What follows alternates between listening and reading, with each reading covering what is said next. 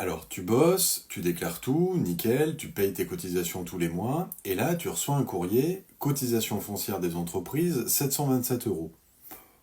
Et là, t'as qu'une question, mais pourquoi exactement? Parce que tu payes déjà l'URSSAF, la TVA si tu y es soumis, ton essence, ton assurance et tout ça, et boum, là, t'as encore une taxe en fin d'année.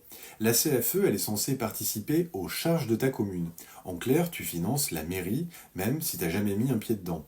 Et le pire, même si tu bosses de ton salon, t'es considéré comme un local professionnel, donc tu payes. Même sans bureau, sans salarié ou sans vitrine, par exemple, tu es indépendant, tu fais 15 000 euros de chiffre, ben tu peux payer autant de CFE qu'un autre qui en fait 60 000.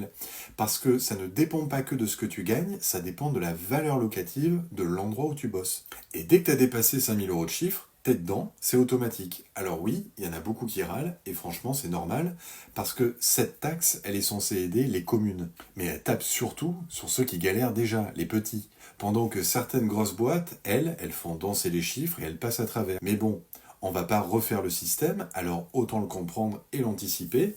La première chose, tu peux demander une exonération pour la première année. Si tu as un petit chiffre, il y a certaines mairies qui proposent une réduction ou une exonération.